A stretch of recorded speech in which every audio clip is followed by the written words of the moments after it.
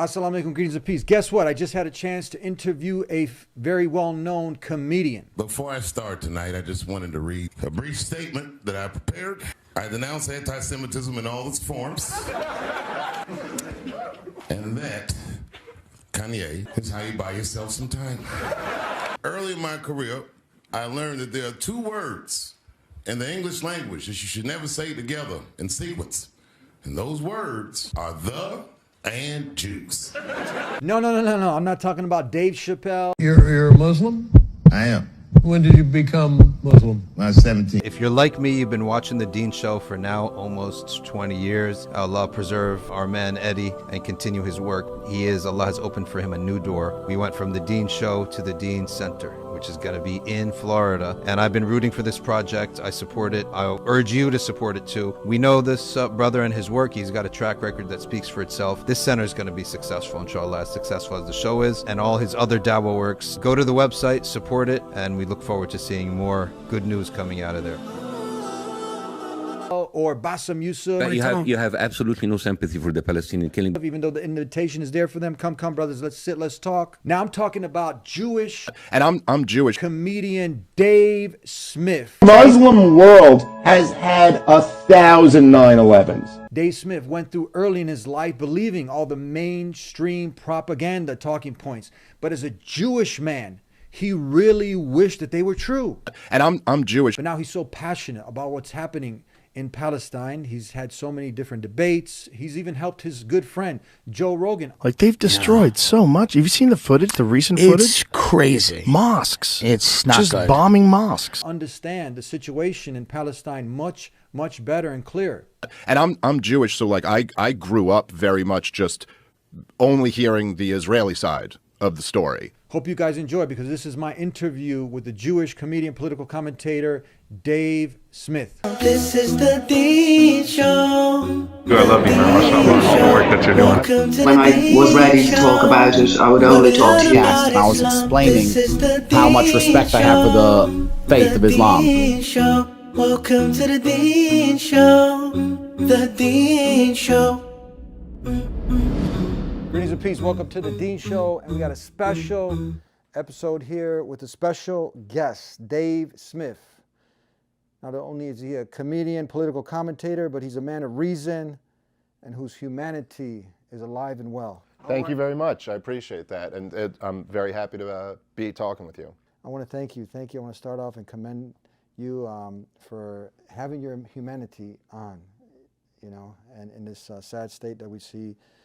The world where we have a modern day genocide happening. I was really impressed.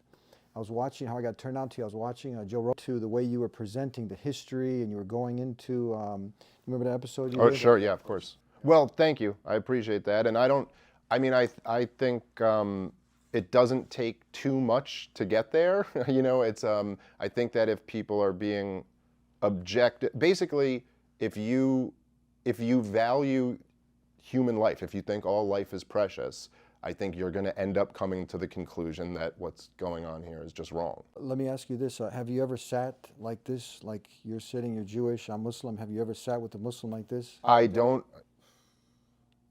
think so. Are you scared? No, no, I'm not. I think, I grew up in New York City. There's a lot of Muslims there. There's everything there, and we, but like our corner store was run by Muslims, and they were all we were all very friendly and all kind of loved each other. Like their kids played basketball with us and stuff, and so it was never. I don't think I've ever sat down and had a conversation about the state of Israel and Palestine with a Muslim.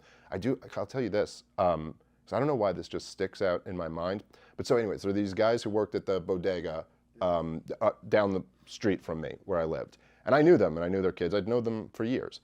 And we used to always kind of bust each other's chops. That was the spirit of things in the 80s and 90s in New York City. But it was always with love. And I remember one day, I don't know how the topic came up, but something about Israel came up. And I was 10 years old or something like that. And I remember I said, the kid who was maybe 15, 16, he said something about Israel, and I said back to him, and I go, what has Israel ever done to anybody, because I had never heard, I didn't know anything about the history. I just heard what you hear as an American Jewish kid growing up. And I went, what has Israel ever done to anybody? And he just looks at his father and he goes, you see what they learn over here? You see? And his father was like, oh, okay, because he just didn't want any problems. Like, listen, we're running a business here. I'm not trying to like start up a huge fight. But I remember just having this moment where I saw that, you know, and I was like, oh, what is he like thinking that I like don't know? This, by the way, did not inspire anything. I didn't like go and start reading about it. I was a 10-year-old kid. I went and played basketball. But years later, when I started learning the history of it, I do remember thinking back to that moment and being like, oh, what must that be like from his perspective to have someone over here in America just be totally ignorant of the situation and just assume, but Israel's the good guys, right? And then he has to bite his tongue because his dad's like, okay, don't cause any problems for our business right now. But yeah, anyway, years later, I did some reading and I found out that there's actually quite a lot that they've done. It reminded me when you were talking about, okay, New York, you're with the Muslims, you know, grocery store, they're part of the community there and people are getting along to stand. It reminded me of a rabbi, Rabbi Weiss and Shapiro and others who would kind of go into the history and they would narrate the same thing, that at one point in time, believe it or not, in Jerusalem, you had Muslims, Christians, and Jews, and particularly Jews and Muslims who were there together and they were living in a relative peace. They were watching each other's kids and everything was good. Until Zionism came about, Jews flourished as distinctly religious Jewish communities, and they weren't massacred. On the contrary, they went to these Arab and Muslim lands to escape persecution from the Crusades, from the Inquisition, and from many other trials and tribulations, and even World War II. The Arab and Muslim lands opened their hearts, opened their lands, and provided a safe haven and a gracious hospitality for the Jewish people. We were respected, and even the Muslim religion requires of that, the Muslim people to provide protection and hospitality, and they did carry that out. That's clear. Nobody could refute this. Yes, well, I mean, if you read the early Zionist writing, a lot of that actually comes across there. And obviously, they picked Palestine because of their connection to the Torah and stuff like that, religious reasons. But a lot of they don't mention Arabs that much in the early Zionist writings, and when they do, they mention them on kind of friendly terms. And there's this tremendous ignorance or naivete about them because these guys had never been to Palestine. These were all Eastern European Jews who were talking about what's in their book, but they had never actually been there and they didn't know these people. And so there were these assumptions that were very silly. Like, well, the Arabs could just maybe move there. There's so many Arabs there. They could go to all these other Arab states, but that'd be, it's as ridiculous as being like, well, a Dutch person could just go to England. I mean, they're all white, right? Like, who cares? They're all European or whatever, which is, obviously silly. There's many differences between those cultures. But the point is that one of the reasons why they liked this is because they, relatively speaking, the Turks, the Ottoman Empire, the Arab world had been pretty cool to the Jews. They didn't face nearly the persecution that they faced in Europe. And that's who the early Zionists are writing in response to, is the pogroms in Eastern Europe.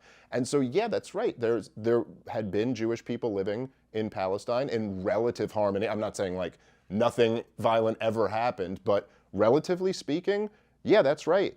And, as we were just talking about before we started recording, there is this narrative now that gets created that this is the Jews versus the Muslims. And that's just not true. That doesn't represent, I mean, I'm not saying there aren't any Jews who hate Muslims or there aren't any Muslims who hate Jews, but there's so many on both sides who don't have that attitude at all. And I think that's important for people to understand.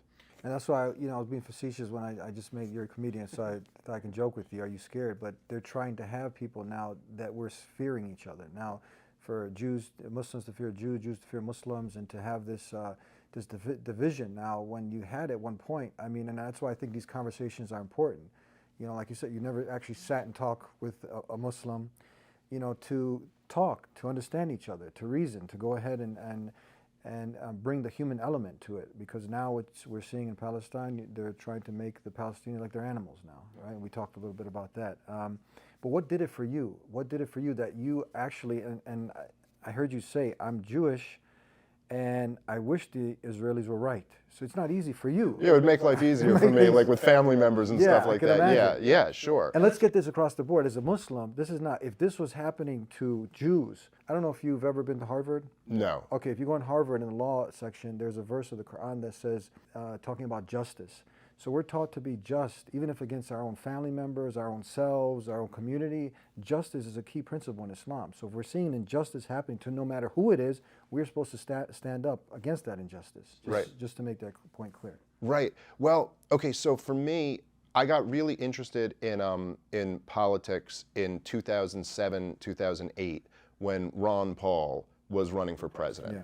And the centerpiece of Ron Paul's campaign and what really made him famous was this famous moment he had with Rudy Giuliani, where they were arguing at one of the debates.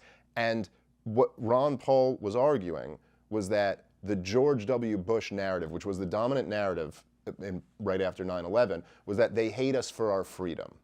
And that's why you have this issue with radical Muslim terrorists who want to come over here and kill us, because we're free. And look, like, if that's true, but like if there is this group that wants to kill you just because you're free, well, then what's the answer? I mean, there's no other answer other than we better kill them before they come kill us. And so it leads you to turn your brain off and go, well, there's no other option except war. But what Ron Paul was arguing was that that's just not true. It's not true that people hate us because we're free, which, you know, for any human being, once you stop and think about that, doesn't really sound right anyway. But he goes, no, they hate us because we've been over there, and they hate us because we've been bombing their countries, because we've been propping up brutal dictators, because we have our military bases in their holy land. This is their beef. And as soon as he said that, it was like, well, that does make a lot more sense.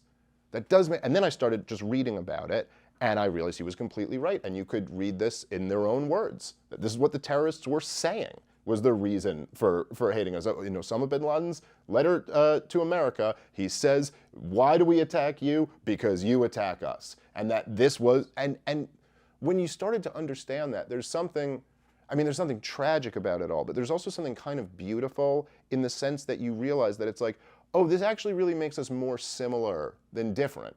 Because really, what was the whole attitude in America after 9/11? It was like, you came and hit us, and now we're gonna go hit you back. And then you realize, you're like, oh, that's the same attitude that they have. And once you kind of realize that there's more that we have in common than that separates us, then you know, if they hate us for our freedom, then there's no other answer but war. But if we're actually all kind of more similar than different, there's a path toward peace. You go, oh, well, maybe if we stopped doing this to them, then they wouldn't want to do this back to us. And so there's something beautiful in there. And anyway, in the years following that, I just got totally obsessed with libertarianism and the history of war and other stuff too, economics and things like that too.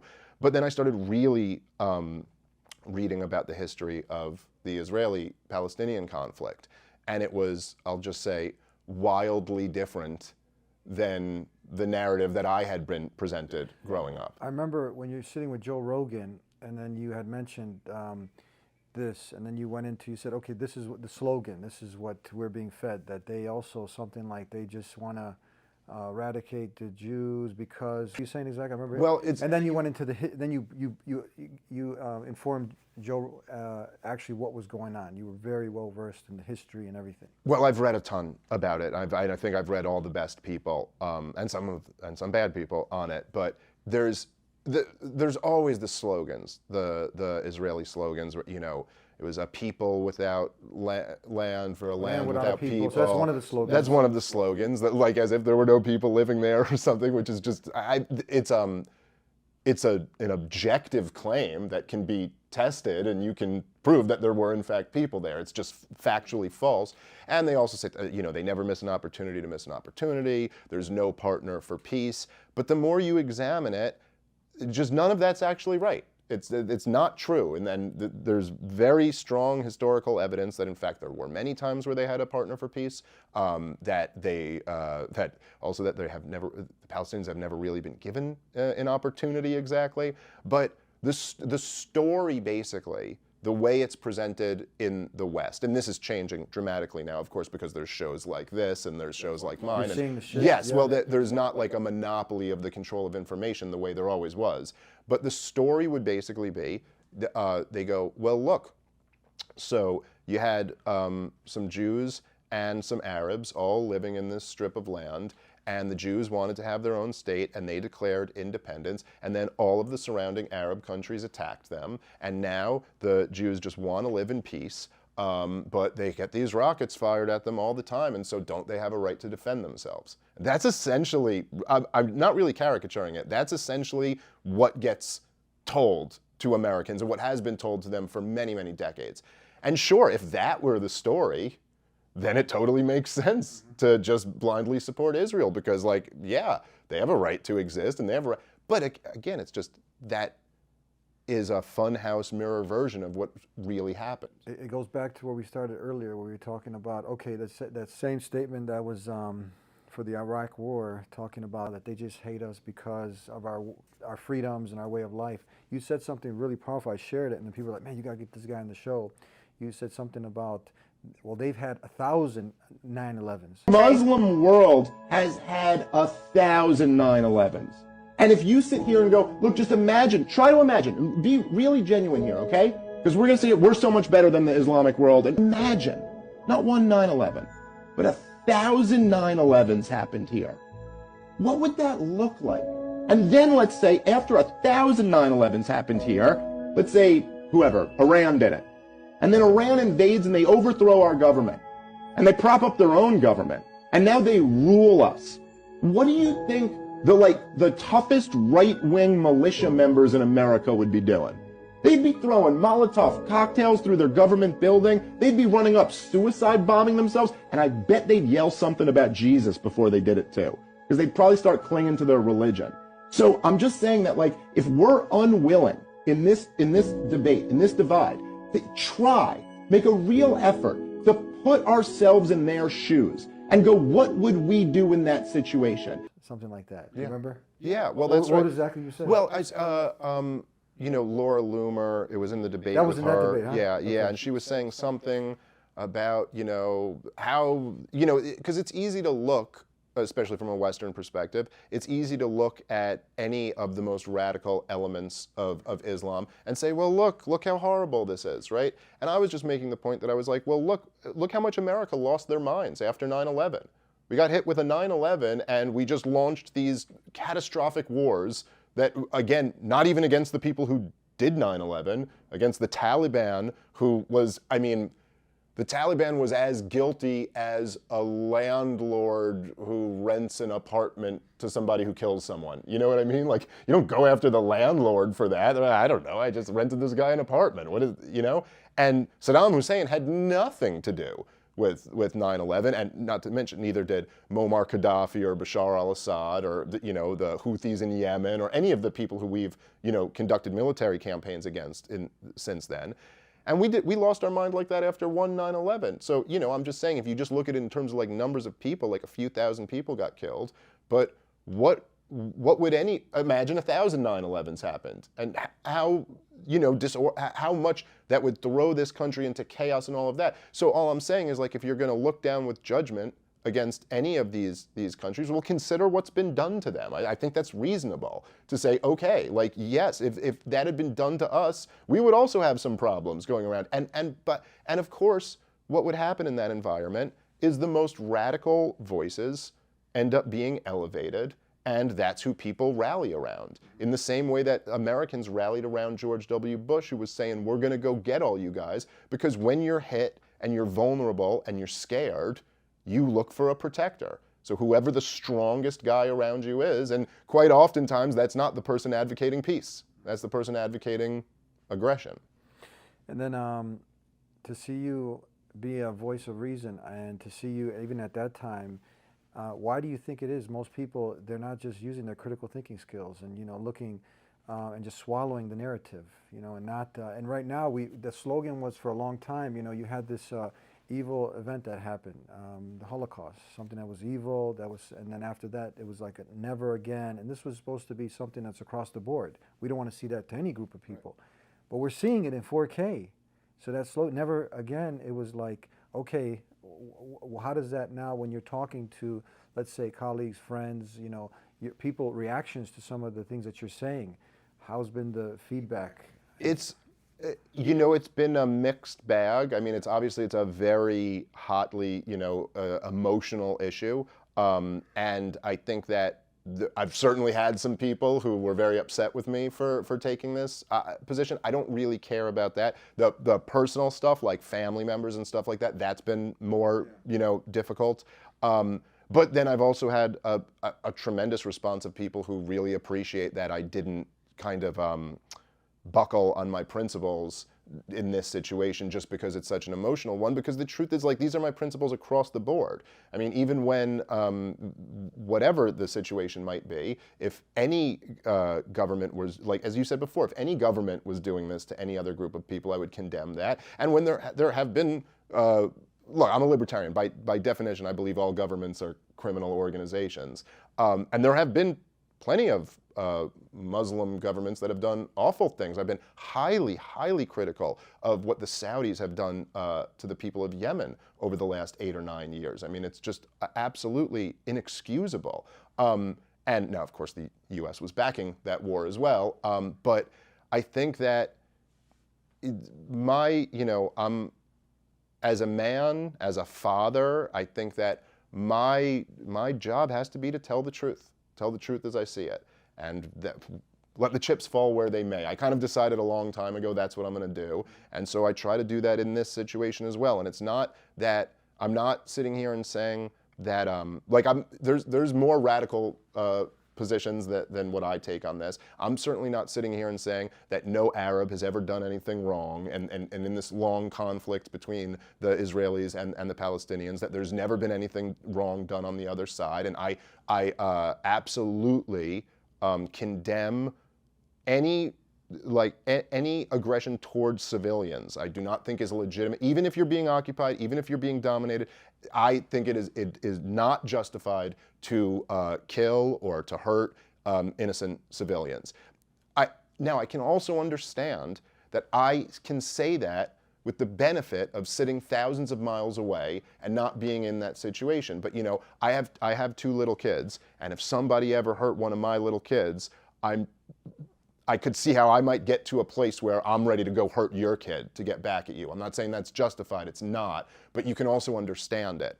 I also think, just for strategic reasons, I think that the Palestinians' embrace of terrorism in many different stages of this conflict has been a strategic failure. I think that terrorism has been embraced in many, terrorism as a response to occupation has been embraced in many parts of the world before, and also, by the way, for people who know the history, by Zionists in Israel. Right before the creation of Israel, the Zionists were committing acts of terrorism to the British. What were those 2 main groups? The Irgun and the Haganah was the biggest one, and then there's there were a couple of the Irgun and the Stern. They're actually on the state United States terror. Are they? Yeah. I mean, they were openly talking about how they embraced terrorism as a tactic, and this did help to drive the British out. I think the main strategic error, and I'm not talking morality here, I'm just saying the strategic error, is that the use of terrorism to drive out the French or the British, like a colonial power, is different than dealing with settler colonialism, where these people are not going back anywhere. The whole mission is to make this their home country. And so I think that backfired. I also think there were atrocities committed by Palestinians. But if you look at the history of the situation as a whole, what you can't get away from is that the story here is that a group of Europeans decided they wanted to create a state in a land where there were already occupants who had been living there for thousands of years. And they came in and they essentially from the beginning started kicking them out. And a lot of people on the Zionist side, they'll try to kind of spin this thing where it's like, well, before 1947, the Jews were buying the land. And when you live in, say, like a capitalist society like we live in, when you say buying the land, what you immediately think of is like, oh, that's peaceful. You know, I bought my house from the last person who owned my house, and that means we both agreed on a price, and he moved his stuff out and I moved my stuff in, and now it's legitimately my house. But that's not the history, because it wasn't a capitalist system. It was much closer to like a feudalist system under the Ottoman Empire. And the way it worked was basically the Ottomans just claimed ownership of the entire thing, and then they would basically bribe tribal leaders by giving them plots of land. Now, on these plots of land, there were people who had built homes and who had built farms and were living there, and some, you know, maybe someone from Beirut would come in and say, hey, I got this piece of paper, this is my plot of land. And the local Palestinian would say, well, what do you mean? I built a house, I've been living here. And they'd say, well, I own it, and you better give me 10% of what you make every year if you want to live here. So they basically kind of, you know, bully them into robbing a little bit of money from them. But when the Jewish Fund came out, and they said, because they had big international financing backing them, and they said, hey, listen, if you're a Jew anywhere, we will pay your way and buy you land if you go join this project and move to Palestine. So they would pay them, and then, but the condition was, you cannot have an Arab on that land. They can't even work the land. And so now, rather than someone from Lebanon coming over and— Who made this condition now? This was the Jewish Fund, the international fund that would pay for your way, but you could not have an Arab on the land. So now it's not just some guy— because they wanted to create a Jewish homeland, and they knew from the very beginning that transfer, as they call it, would be an essential part of this project. That's not like the common slogan is that's the only democracy. Well, yeah, I mean, if you overlook, you know, if you overlook a whole lot of other elements, then you could kind of call it a democracy. Like if you just look in here, but don't zoom out here, you could say it's a democracy. But anyway, so now it's not just some guy from Lebanon coming over and saying, hey, I claim I own this, even though it's totally illegitimate by any like modern Western capitalist standpoint. It's not legitimate ownership of land. But he says, hey, you got to give me 10%. I mean, that's one thing. That's you getting shaken down for 10%. But now it's a Zionist settler saying, hey, I own this land, get out. You know, this house that you built or your grandfather built, that's mine now. I'm kicking you out of it. You can't even work the land here anymore. I won't even give you a job on this farm. What example, if you flip that for us here, Americans living, if someone came over and was like doing the same exact thing? And said, the British Empire gave me this piece of paper that says I own your house. You go, the British Empire doesn't even exist anymore. Because this is after the fall of the Ottoman Empire. This was happening. It was an old piece of paper from the Ottoman Empire. They had collapsed. This is post-World War I. They had collapsed already. So that's how that's when they refer to, oh, they were just buying land. So as you can see clearly, anyone, if you, with anything like in the tradition of Western liberalism, classical liberalism or libertarianism, like if you read John Locke, this is not, the people who homesteaded the land are the rightful owners of it, not the people who had some piece of paper from some colonial empire that's dead. It made no sense. But so this started building up a lot of tension, and there's just a lot of, there was conflict back and forth. But again, zooming out, what happened is a group of Europeans decided they wanted to set up a state in an area that was already inhabited, and that first through this buying land process started moving them out. And then of course, fast forward to 47, the United Nations, a group of European powers, no one within thousands of miles of, or I forget the exact numbers, but it's not like all the closest members who were like anywhere near Palestine all voted against the partition recommendation. The Europeans decided that since what happened to these people in Europe was so bad, that they should get the majority of this land that had already been inhabited. And then when creating the state of Israel came into existence, because I know there's a lot of people, like I just heard Benny Morris the other day, and he's arguing like, yes, there was talk of transfer, but it wasn't necessarily inherent, and if the Arabs had taken the partition recommendation, then maybe there wouldn't have been this transfer. But all of that is irrelevant. That's what would have maybe happened. None of us know what would have happened if things had been done differently. But what did happen was that in the ballpark of 750,000 Arabs were either forcefully kicked out or fled and weren't allowed back. So they were in effect ethnically cleansed out of this area and basically have been refugees ever since. And then in 1967, Israel took obviously control of the West Bank and Gaza, and they've had it the whole time. And you can get lost in the minutia of every little thing, and you go through the first Antifada or the second Antifada or any of this. But the bottom line is that these people have lived under totalitarianism since 1967, and that is unacceptable. And you can spin anything. I mean, you get into many of these things and you'll see things being spun, but if you look at human rights organizations, even Jews who, like you yourself, you have your humanity on. Tentura, have you seen the film Tentura? I have not. I'm familiar. Heard of it? Yeah, I'm familiar. You have the historian that you mentioned earlier. What was it? Ilan Pape. Ilan Pape and others, academics. Yeah. It was a Jewish historian with the Tentura film. And actually, he was a film writer or academic, and he came out and he collected all of these reports of what was happening in this town. There was just one town of the many, and these atrocities that were happening, and then they went after him. So what really gets people to thinking is, why would you have people like yourself, you're Jewish, Jewish historians, active people on the ground there who just are seeing the injustice. It's part of our nature to be against injustices, and they're coming out. Look, I used to be a Zionist. As you mentioned, I'm a Holocaust survivor. Zionism was very important for me as a salvation of the Jewish people, until I found out that the state was founded based on the extirpation, the exploitation, and multiple massacres of the local population. And that's not historically controversial. And then you have these human rights organizations, Amnesty International, the human rights organization is in Israel, calling it an apartheid state, that it is the UN saying that it is occupied.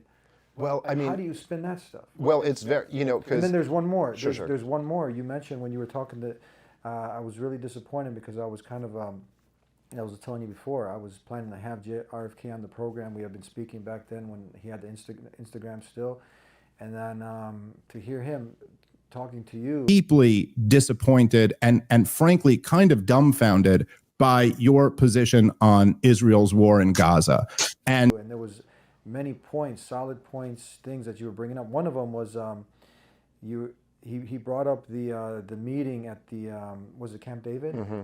And then you just shut that down so beautifully. You talked about there was a book by Schweizer. Swisher. Clayton Swisher. The Truth About Camp David. Yes. Read Clayton Swisher's book, The Truth About Camp David. This guy went around and spent 3 years interviewing everyone who was a part of those negotiations. And the official story that Arafat just walked away and he had such a good offer, but he wouldn't take it, is not true. And all of the players involved admit this. And then this is what just blew my mind. You quoted an Israeli prime minister who said, I wouldn't even take that deal. Shlomo Ben-Ami, the Israeli foreign minister during the negotiations, said, if I was a Palestinian, I never would have taken the deal we were offering them. Well, it was Shlomo Ben-Ami, the foreign minister. Yeah. And he was a foreign minister during the Camp David negotiations. He was acting foreign minister during them. That's one of those things, again, yes. they bring up and say they're against peace. They don't want peace. They just want to eradicate the Jews. Well, look, this is true from all throughout Israeli history, is that there's examples over and over and over again of the top level Israeli officials admitting it. And admitting not just that there's this great, I learned this from Daryl Cooper, has an amazing podcast series. It's a real-time investment. That's the one you recommended to Joe Rogan. Yes, I think it's between 26 to 30 hours. It's basically a book on tape. Yeah. But he is just so brilliant and just knows so much about the history. What's it called again? It's called Fear and Loathing in the New Jerusalem. And people can go listen to this for free, right? Yes, it's free. It's a Martyr Made podcast is the name of the podcast. It's really just so well done. And I'll tell you something about it. What's really amazing about it too is that he's really not taking sides. He's really telling you the story, and he's also saying, hey, look, put yourself in their position, put yourself in the position of someone who was the victim of pogroms and the victims of the Holocaust and all of this, and you may get to a certain point where maybe you're just sick and tired of being the victim, and let's not worry about, okay, yeah, this may not exactly be right, but we're going to get killed if we don't do this, and then put yourself in the position of people who are living in this land and then get this imposed, and he just goes through the history. But there's lots of little nuggets that were very interesting from it, things I didn't know, even though I had read a lot about this. So there's this one example. In 1956, Moshe Dayan who famously, he is known for he was the defense minister during the 1967 war. But this is a few years before that. This is in '56. And there was an Israeli lieutenant who got killed by a couple Arabs right outside of Gaza. And Moshe Dayan gave his eulogy at his funeral. And he's saying this from a pro-Israel perspective. He's not like a pro-Palestinian by any sense of the word.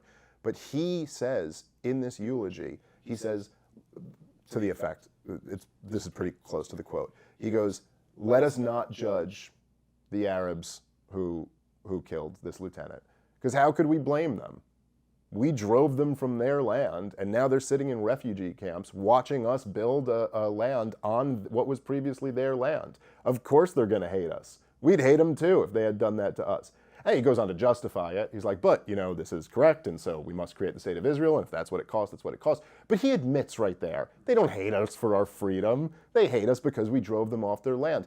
Ehud Barak, former Israeli prime minister, said, if I was a young Palestinian, I would be a terrorist too. I would join one of these terrorist groups. Who's saying that now? That was Ehud Barak, the former prime minister, prime minister before Benjamin Netanyahu.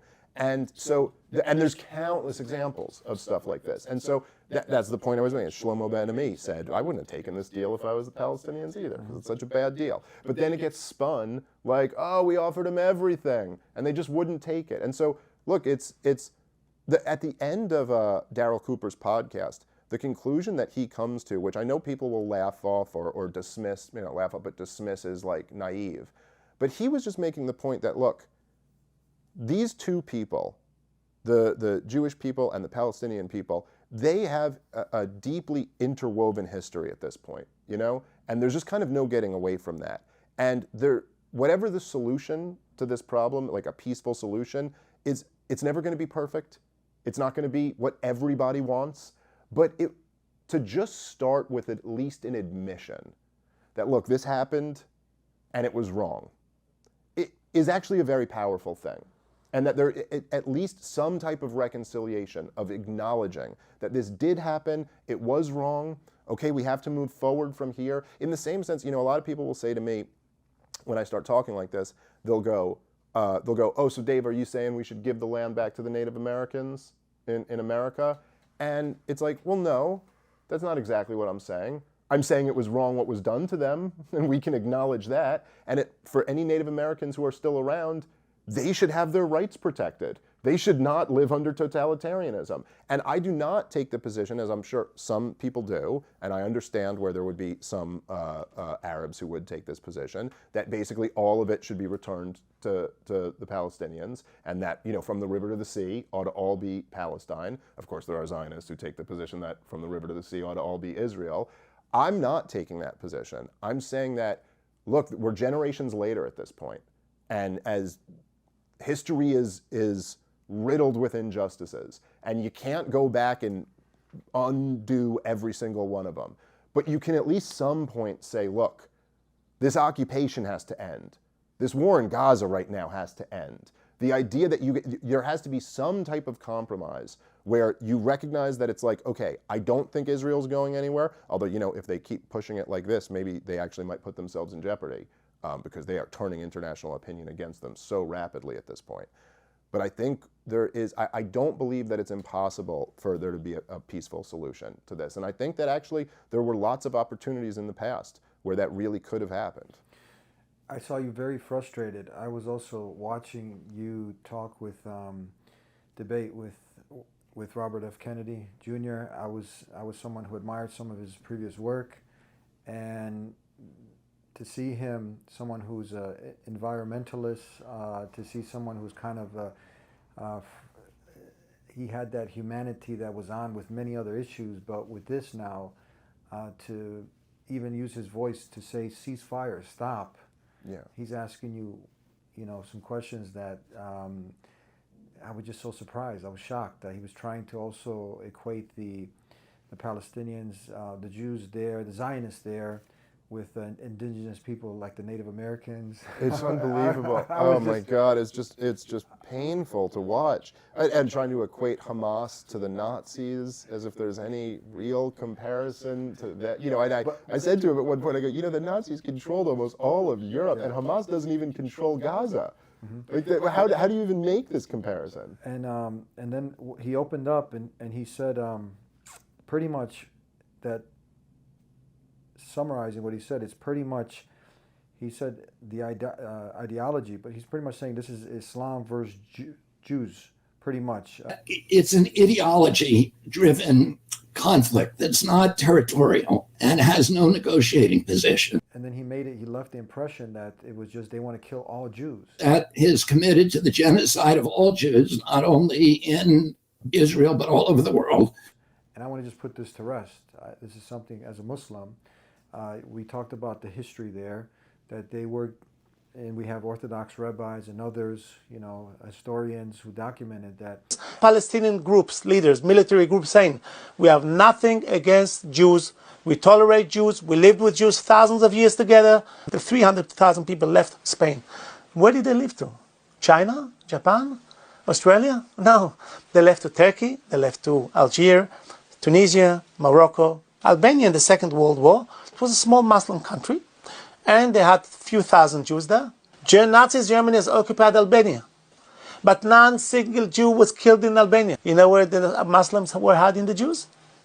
They were hiding them in mosques, in basements, in all types of places, and they saved all these 5,000 Jews in Albania. We're going to live together as the same as it was everywhere, as the same as Jews lived in Turkey, Algeria, Morocco, in Iran till now, peacefully, in harmony, without any problems. In Jerusalem was somewhat a place of peace. Okay, you might have isolated incidents, okay, Sure. this, that, and the other, but I don't know if you know the story of Omar, the second caliph of Islam. Did you know the story? I don't think so. When the Jews were, it's a very interesting story. It's documented that when the Jews were forbidden from being in Jerusalem, and he conquered, you know, this is before Salahuddin Ayyubi, and he conquered this area. Sophronius was the person that was the person in charge from the Christian side, and then he said, where are the Jews at? And he said, we drove them out. And he ended up repopulating, bringing in 70 or somewhat 80s families, and he repopulated the community of the Jews. He says, where's the Caliph? And the guy on the camel does like this. He nods with his head at the guy leading the camel. So Sophronius turns to the guy leading the camel and goes, where's the Caliph? And the guy leading the camel says, I'm the Caliph. And Sophronius goes, dude, you're dressed in rags. The guy's pants were mended multiple times. His shirt was mended multiple times. And he goes, no, I'm the Caliph. And Sophronius goes, you've just conquered Iraq and Syria and all of Palestine minus Jerusalem. How is it you're so poor? And the Caliph goes, well, why would I collect wealth? We're not doing this war because I'm trying to plunder anything. I'm a humble man with humble needs. I just need good meal. And then Sophronius goes, why aren't you riding the camel? And Omar goes, that's my servant on the camel, and we take turns so that neither one of us gets exhausted. At this point, Sophronius is like, oh, what? Who just conquered us? And then Sophronius goes, oh, but you're going to seize property in the city. And the Caliph goes, no, we're not going to take anybody's property. We're going to leave the city exactly like it is. The only thing I want to do is eject the Roman politicians with whatever they can carry. And Sophronius goes, there's nothing to negotiate. Yeah, we surrender the city this instant. I don't understand, actually. At that point, the Caliph says, I want to see the Temple Mount. And Sophronius goes, why? And the Caliph goes, because it's holy. It's holy to everybody. It's holy to Christians, it's holy to Jews, it's holy to Muslims. And Sophronius goes, nah, we haven't been treating it as holy to anybody. And Umar ibn al-Khattab goes, what do you mean? And so Sophronius says, so after we tore down the second temple of Solomon, when we conquered Palestine, We turned the Temple Mount into a garbage dump to punish the Jews. And the Caliph goes, what do you mean? And Sophronius goes, yeah, there's like 500 years of refuse on that thing. It's just a garbage dump. And he goes, show me. They walk up to the Temple Mount, and the Caliph can't believe what he's looking at. He falls on his knees, and he begins clearing the garbage by his hands. His army sees their leader on his knees clearing garbage, and they run up and they start clearing the garbage themselves. And they clear the garbage off the Temple Mount. The Caliph goes, okay, I want to meet some of the Jews living in Jerusalem. And Sophronius goes, there are no Jews in Jerusalem. And the Caliph goes, what do you mean there's no Jews in Jerusalem? The city is holy to the Jews. How could there be no Jews? And he says, well, us Christians, we pretty much murder them every chance we get. We really hate Jews. In fact, in the war we just did against the Persians, the Jews sided with the Persians. And so we murdered 20,000 Jews in Jerusalem and completely purged the city of its remaining Jewish population. And Omar ibn al-Khattab goes, no, this is wrong. You can't do this. And so he turns to a convert to Islam, a Jewish convert to Islam, and he says, I need you to find me 80 Jewish families that were willing to volunteer to move to Jerusalem so we can reestablish a Jewish presence in this city. And that's how the Muslims conquered Jerusalem. And that's the stuff that's left out of your history books. So my question is, if Muslims hated Jews and if it was a part of the ideology, one, during the Holocaust, where did the Jews flee? Yeah. Where did they flee? If you have places in Albania and Bosnia, where my family's from, to this day you have Jews there, in Turkey and places. And was it in Algeria where they protected the Jews when the Nazis were trying to get them? Hid them in mosques, yeah, in basements, yeah. you know, forging documents. So from that, if it was a part of the ideology, Islam, to hate Jews, why would they, when the Nazis are coming, knocking on the door saying, give up the Jews, right. they're actually lying to protect the Jews. Right. Why? It doesn't make any sense. So it's clearly not inherent in the religion. No, it's not. It's not inherent. So then right. I would challenge, you know, someone like, and it's not, you know, this other person that you debated, she also had stated, she said to be a devout Muslim, you have to hate Jews. So these are the kind of things, and then people actually, they hear this, and then they're just like, is that true? Is that for real? And then you start developing this fear. That's why I asked you to be, are you scared of being with a Christian, right? So, but when you really know history, when you read, when you study, this is something that also, when you look at, you know, a Muslim is allowed to marry a Jew. Oh, really? Yeah. I didn't know that, yeah. Okay. This is basic stuff, right? Prophet Muhammad, he had 2 Jewish wives. Right? Okay, I didn't know that. You know, and so the point is, if you're allowed to marry a Jewish woman, right. and you're supposed to hate her at the same time, that marriage is not going to work. Right? Well, it's kosher food. We're allowed to eat. Would you have halal meat? If it's kosher food, we're allowed to eat. Jews can actually pray in a mosque. They cannot pray in a church. I don't know if you knew that. So these are just basic points. If people knew these things, the most honored woman in Islam is a Jewish woman. You know what her name is? No. Mary. The mother of Jesus. Right. Okay. There's a whole chapter named after her in the Quran. So this is nonsensical. Yeah. Yes, we hated injustice. Yes, there was groups who did treachery. That's a different story. We can talk about that. But in a general context, this is anti-Islam to be anti-Jewish. That's very interesting, and you know, I think that it's kind of like, it's very similar to the narrative after 9/11 that they hate us for our freedom. And so, if that's true, then you have to throw your hands up in the air, and there's nothing you can do to solve that. And in a similar sense, if it were inherent to Islam to hate Jews, well then, I mean, we can't really solve that problem. And so it's nice to, it's actually very helpful to learn that that's not the case. And I remember, you know, like and I want to issue a $10,000 or more challenge to that lady or anyone else, because she said it's all over the Quran more than in Kempf of Hitler. There's some money on the table if you can go ahead and find it. Deliver it, please. Absolutely. Yeah.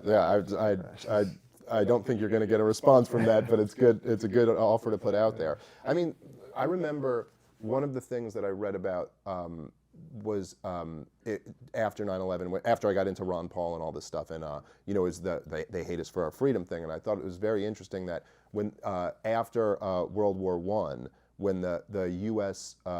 Formed the King Crane Commission, and they went into the Middle East, and they were doing like mass surveys, and they were trying to figure out who Syria wanted to rule them under a League of Nations mandate, and they overwhelmingly went for the United States of America, because they liked America.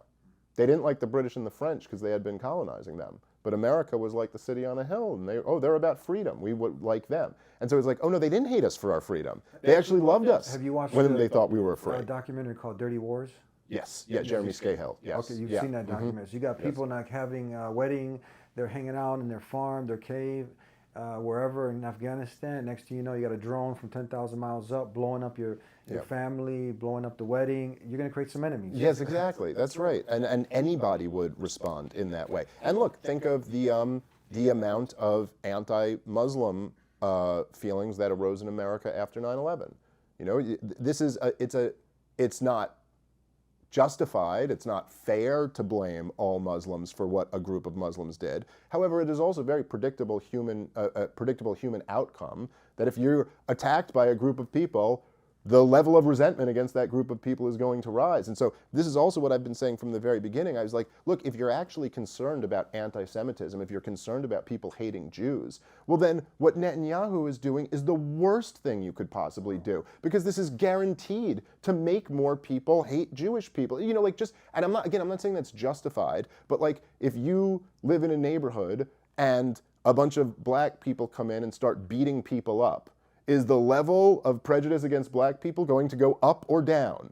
It's going to go up, because that's the way human beings are, unfortunately. And so if you actually wanted to create a world with less Jew hatred, then you'd be completely against the way they've been conducting this war in Gaza. And then, of course, the other thing, and this has been true for the history of Zionism, is that they kind of have this weird symbiotic relationship with hatred of Jewish people. And in fact, they kind of like it and kind of benefit from it. And because look, so even at the beginning of the rise of the Nazis, there were many of the Zionists at the time who were kind of pleased with it. Because they were telling all the Jews to leave Europe. And that's the same thing the Zionists were telling them. Like, yeah, leave Europe and come here. That's right. The more inhospitable it is in Europe, the more people might want to come here and help us with our project here. And of course, this is part of the reason why Netanyahu has explicitly stated that he was supporting Hamas for many years. Because having a group that you can point to as terrorists, that allows him to say, I have no partner for peace. That allows him to continue the occupation and continue the blockade, right? And so there's this weird dynamic where it does seem like oftentimes these people kind of benefit from each other. And who suffers for it, for the most part, of the Palestinian people, and to a lesser extent, the people of Israel too, because they get caught in the middle of acts of terrorism and military campaigns and all this stuff. Speaking about 9/11, and it reminded me, I just saw this clip, this program with a friend of yours that was up not too long ago. And we were talking about these wars and what was happening, and I want to get your reaction to this. As a bank, really, for these wars is because Americans don't know anything. We know after 9/11, I think about it now, the propaganda to make me afraid of Muslims. I can't even imagine being a Muslim growing up after 9/11 in America, because I know how I felt about them. And I was young, I was 11 years old, but that beating every day in our heads that every Muslim was a terrorist was the idea that you got. I make jokes about it, but like, you don't understand, like I had to shave my face to go to airports. My mom would make me shave my face. Like at school, like I was so young. This is actually funny. I had a mustache in like the 4th grade, and my mom made me nair it because she was like, you got to because it was really, really bad. Because whatever you're like, the household would say the kids have no filter. So they would just say whatever they wanted to me. But at a young age, I realized that I myself as a Middle Eastern was racist too. I was like, oh, it's not us, it's them. And so I would point my finger out of fear. I'm like, no, they did it. But then I went to I went to Saudi Arabia. And I don't think I've ever been to a country that was more hospitable to me. The love that I got, the respect that I got, I literally sat back and I hung myself out to dry on a podcast. I go, wow, I was brainwashed. I was so scared. I didn't bring her. Yeah, same. And so first I want to say, just like, to all Muslims growing up during my time in America, I am sorry on behalf of America for the way that you were treated. It is so unacceptable. When I go back and I re-examine that propaganda, that brainwashing that took place in the classroom to make me scared of something, I didn't even know what a Muslim was. I remember going to the airport and someone was a Hindu, and I was scared of them. Like, oh my God, they're going to take this off of his head, blah, blah. I thought that was a Muslim, right? There was no education about anything. And the reason for that, he who controls the textbooks controls the entire country, in my view, right? It was because everything that we did responding to 9/11 should be assessed as whether or not they were crimes against humanity. We bombed 1 million Iraqi civilians. We killed 1 million Iraqis. What were we doing in Iraq? The Saudis were on the plane. They just said there's weapons of mass destruction, and then they never found them. But in the process, they killed 1 million Iraqi civilians, right? And it made us think it's okay to just keep bombing Muslims. That was the purpose to me of that educational propaganda and brainwashing, is that we feel nothing for Muslims if they die. She's been really great on all this stuff. I'm very impressed with Candace. She's very smart and really courageous and willing to take positions that are not going to make her life easier. But yeah, I think she's also being a person like you, a person of reason now. I think so. Her humanity is on. She was also calling, she quoted something about blessed are the peacemakers, and to see what's happening, this genocide, and now she's speaking up, but then to get attacked from one side. Yeah, well, there's kind of no way to not get attacked from one side or the other in this. But again, as I was kind of saying before, that it's like, this is the way, the way these things always work. This is true with every government and with every gang and with is that there are who suffers are the innocent people. And then you have obviously, look, there is real corruption in Gaza too. There's corruption with Hamas getting this money from through Qatar and not using it for you know what I mean, like the people, and instead some of them, or a bunch of them got to Qatar and they're living rich there now and stuff like that. That's very corrupt as well. There's corruption. There's all types of corruption in the Israeli government. I mean, Benjamin Netanyahu is largely motivated by the fact that he might end up in prison if this war doesn't continue. I mean, there were protests about hundreds of thousands in the streets in Israel right before this. So you see this dynamic where it like kind of gave him a lifeline, which is like so sickening, because now like for your own political purposes, you must, engage in this mass slaughter campaign. But the bottom line is that one of the things that's kind of been exposed during this latest war in Gaza is the new landscape that we live in now, and how this is not the same scenario it was in the 80s or 90s or something like that, that there's all these independent shows, and the amount of graphic footage out of this conflict is unlike anything I've ever seen. I mean, even in the wars in Iraq and Afghanistan, I mean, we got some footage out of it, but it would mostly be like aerial footage and seeing like a strike come in, and you're kind of removed from the, but I mean, the amount of babies dying under rubble, people are seeing this every day, and at least maybe there's some hope that this just won't be able to continue. Obviously, it's been able to continue up to this point, but let me ask you this. Sure. Just a couple more questions. I wanted to ask you. Let me ask you this. Just a few more questions. I wanted to ask you. I was supposed to have. I did a program. The first one I did with Max Blumenthal. He's an award-winning independent journalist. He's written for the New York Times, Los Angeles Times, and now he's with the Gray Zone. And I had him listen to Chris Como. You've heard of Chris Como? And Chris Como was talking about this film that they had seen, or not a film, this presentation by the Israeli government to certain reporters. And then he came out and he did a report talking about charred bodies, this, that, and the other, really gruesome things, disgusting things. And I am not a card-carrying member of Hamas. I like hummus. I don't know if I love hummus. I love hummus, but look, I'm not somebody was really unfamiliar with many of the groups but obviously you see the injustice and you're speaking on a side of truth. That's what you're trying to do. My point here is, so Max Blumenthal, when we showed this, he called out Chris Como because Max had done a lot of reporting on this and talking about the Hannibal Directive. He was talking about many of the Israeli newspapers who were also reporting on things that were contradicting the official story. And it was like, hold on. I mean, it's like, okay. So then Chris contacted me.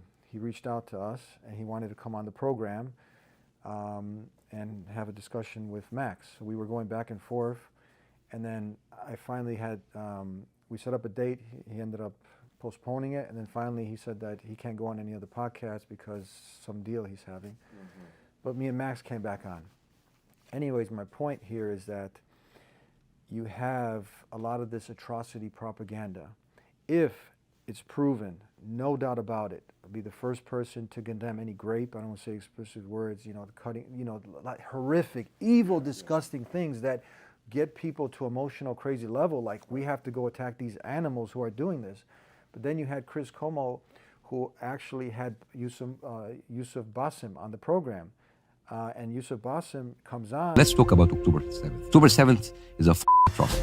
It's a terrorist attack. It's terrible. Anthony Blinken went on in front of Congress and he testified about an incident. A family of four, a young boy and girl, 6 and 8 years old, and their parents around the breakfast table. The father, his eye gouged out in front of his kids. The mother's breast cut off. The girl's foot amputated. The boy's fingers cut off before they were executed. And then their executioners sat down and had a meal. That is a direct testimony from Zaka and Hadzullah United. They killed the husband first. They took his eyes out. I saw the body by myself. They cut the breast of the woman. They cut the leg of girl. Two relief groups from Israel that they have actually been exposed that all of the stuff that they said has been lies, and they have collected more than $50 million of donations.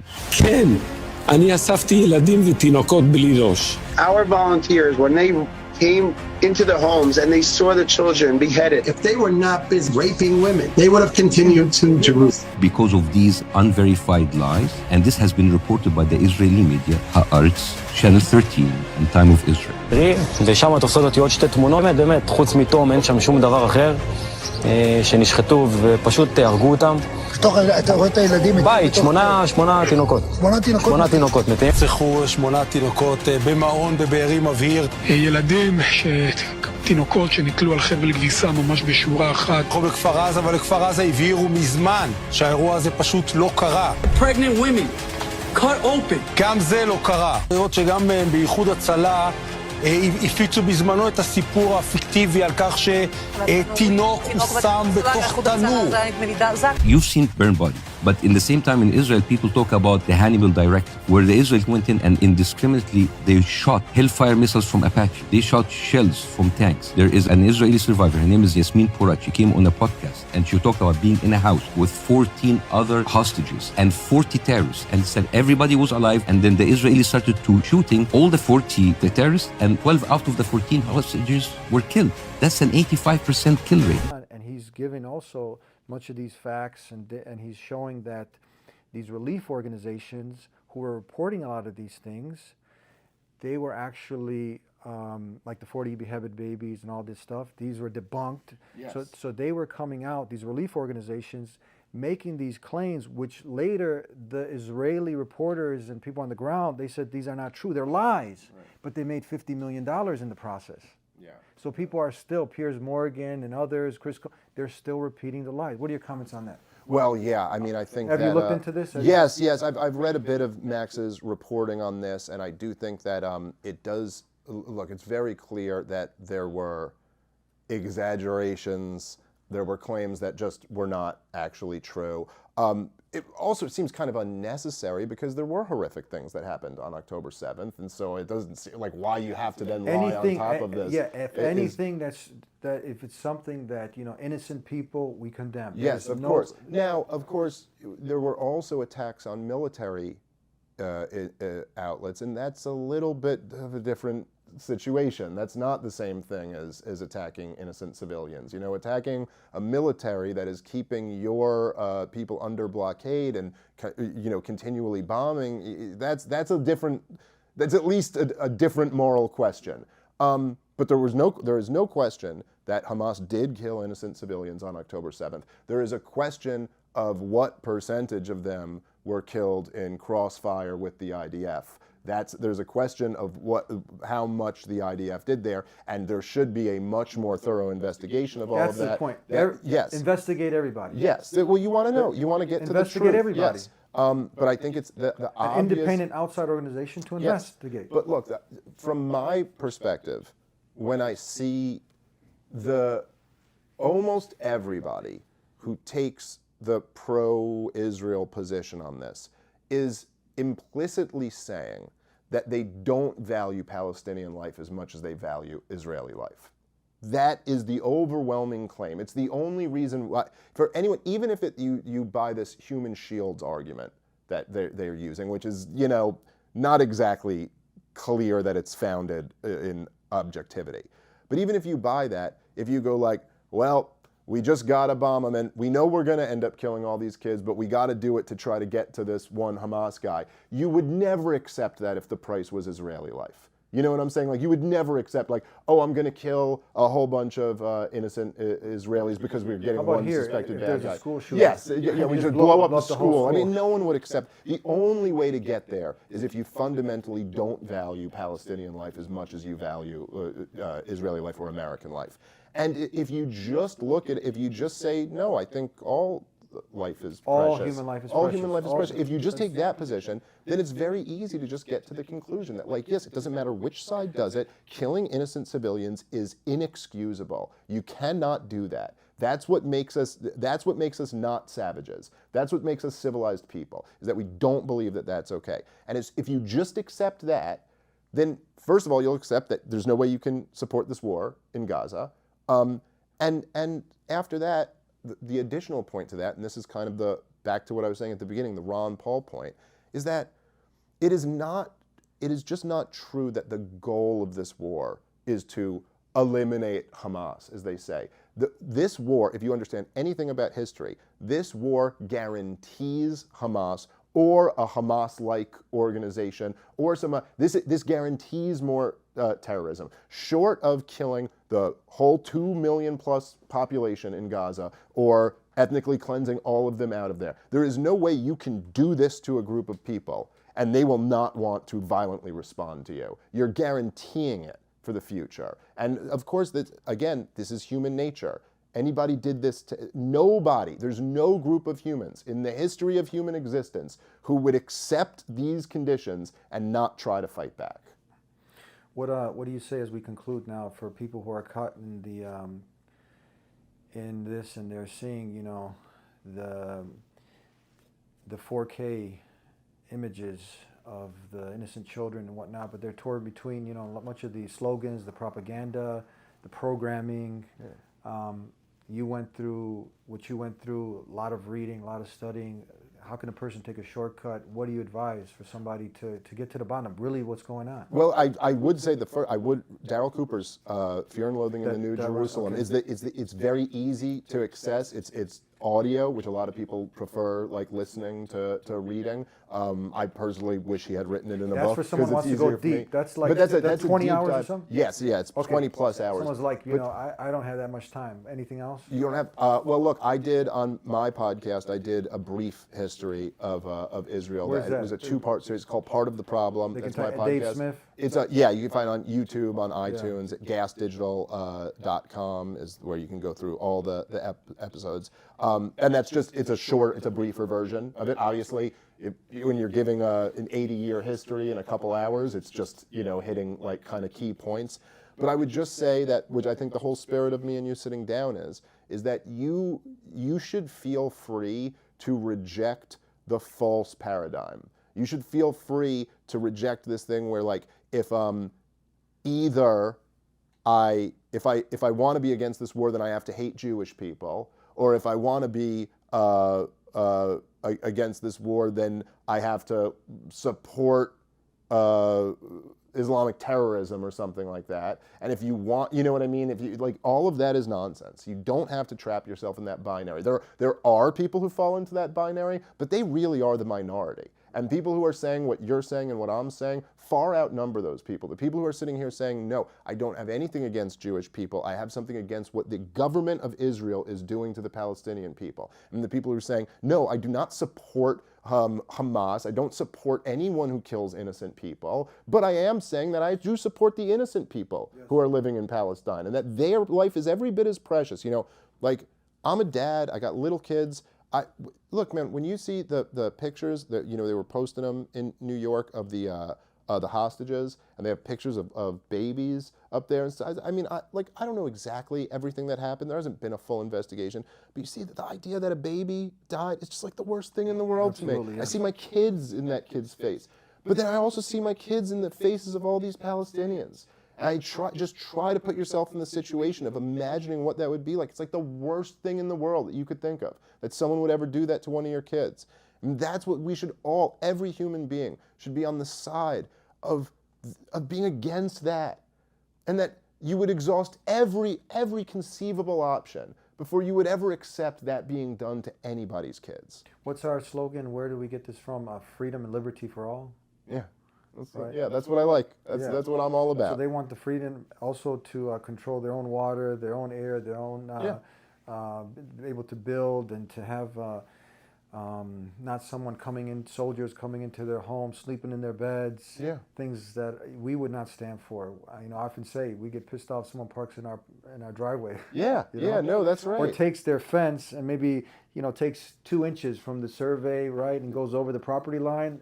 That's right. People ready to come out guns blazing. Yeah, no, that's right. That's right. And look, no group of people would accept what the Palestinians have been given since 1967. And there's, we should do more to encourage any peaceful solution to this. Absolutely. And I just want to note from an Islamic perspective, anytime, doesn't matter in war or anything, it's very clear. Non-combatants are to be non-touched. Yes, that I am familiar with. Yes, that it's very clear. There's a very powerful verse in the Quran, chapter 5, verse 32, saying, killing one innocent human being, non-combatant, innocent human being, is as if you killed the world. Saving one innocent life as if you saved the world. Yeah, well, that's beautiful. Yes. Thank you again. Thank you. I really appreciate you coming to me. I appreciate it. I'm really glad we had this conversation. I want you to look at, you have your Muslim friend here. If you have anything, any questions, anything on this end, where they bring up like the RFK and what's her name, and they try to bring Islam, please, if there's anything, I could be there, as a friend. Look me up. Thank you very much, my brother. Thank you, brother. We needed the Dean Center to be here. We are blessed, alhamdulillah. We're here hard at work. Let's go ahead and take a look what's going on. Where are we at now? We are almost done with the wudu area. We're trying to finish the wudu area for the outside. Alhamdulillah, we did great achievements so far. Still much going on, we need a lot of work. I really can't wait to have it finished. Working hard to get the educational Dawah Center open so we can educate humanity on the most misunderstood way of life out there, yet the fastest growing Islam. So do your part and contribute, donate right now. I cannot leave without giving you a gift. If you're not yet Muslim and you're tuning in to see what these Muslims are talking about and you like a free copy of the Quran, go ahead and visit thedeanshow.com. We'll take care of the postage and everything and get it delivered to you. And if you still have some questions about Islam, call us at 1-800-662-4752. We'll see you next time. Until then, peace be with you. Assalamu alaikum.